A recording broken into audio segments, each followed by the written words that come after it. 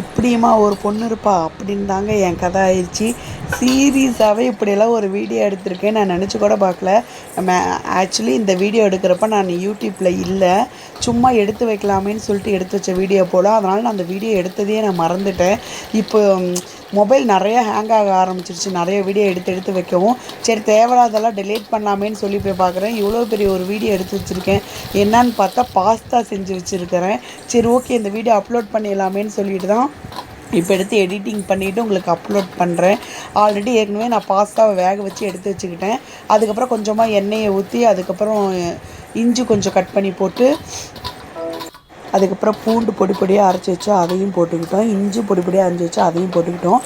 அதுக்கப்புறம் கேரட்டு நல்லா பொடியாக அரைஞ்சி வச்சு கேரட்டையும் போட்டு, பீன்ஸையும் நல்லா பொடி பொடியாக அரைஞ்சி வச்சு பீன்ஸையும் போட்டு, இதுக்கு தேவையான அளவு லைட்டாக உப்பும் போட்டாச்சு.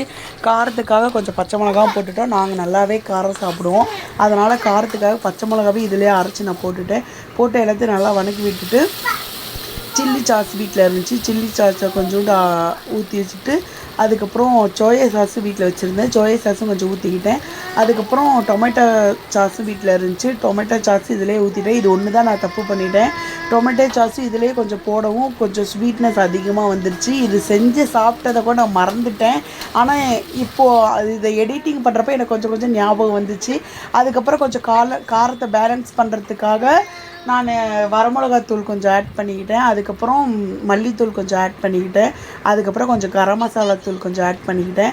அதுக்கப்புறம் சிக்கன் மசாலா தூள் கொஞ்சம் ஆட் பண்ணிக்கிட்டேன். இந்த எல்லா ஃப்ளேவரும் போடவும் கொஞ்சம் காரம் நல்லாவே தூக்கி விட்டு, கொஞ்சம் ஸ்வீட்னஸ் கம்மியாயிடுச்சு. இருந்தாலும் அந்த ஸ்வீட்னஸ் தனியாக தெரிஞ்சது. அது வந்து நம்ம தனியாக வச்சு சாப்பிட்றப்போ அதோடய ஃப்ளேவராக வேறையாக இருக்கும்.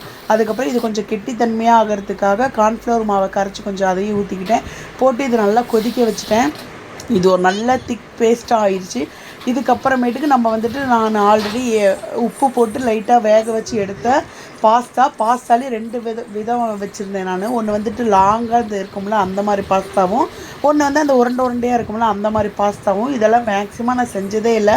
ஒரு தடவை நாங்கள் சேலத்தில் ஷாப்பிங் போகிறப்போ இது 2 எடுத்துகிட்டு வந்திருந்தோம். இது எங்கள் வீட்டுக்காரருக்கு வாளியிலேருந்து எடுத்து காட்டினார். இதை எப்போ தான் நீ செய்யலான்ட்டு இருக்கிற அப்படிங்கிற மாதிரி. அதனால் எடுத்து நான் பண்ணியிருக்கேன். இது பண்ணினதையே நான் மறந்துட்டேன். நமக்கெல்லாம் செஞ்சு வச்சா திங்க மட்டும் தானேங்க தெரியும், இதெல்லாம் பண்ணினதே நான் மறந்துட்டேன். இப்போ வீடியோ எடிட் பண்ணும்போது தான் பார்த்தேன். சரி ஓகே இந்த வீடியோவை அப்லோட் பண்ணிடலாம் அப்படின்னு சொல்லி தான் இப்போ இது பண்ணுறேன். அதுக்கப்புறம் நல்லா கிளறி விட்டுட்டு சாப்பிட்டோம். நல்லா கொஞ்சம் காரம் சுருக்குன்னு நல்லாவே இருந்துச்சு. ஆனால் எங்கள் அம்மாவுக்கு மட்டும் கொஞ்சம் இந்த டேஸ்ட் பிடிக்கல. அவங்க வந்துட்டு அந்த ஸ்வீட்னஸ் கொஞ்சம் அதிகமாக தெரியறதுனால அவங்களுக்கு கொஞ்சம் டேஸ்ட் ஒரு மாதிரியாக இருக்குன்னாங்க. பட் மற்றபடி எனக்கும் எங்கள் வீட்டுக்காருக்கும் இந்த டேஸ்ட்டு கொஞ்சம் ரொம்பவே பிடிச்சிருந்துச்சு காய்ஸ். பாய். இந்த மாதிரி எத்தனை வீடியோ வேணால் ஒழிச்சு வச்சுருக்கேன்னு தெரில, ஒவ்வொன்றும் அப்லோட் பண்ணுறேன். Bye guys.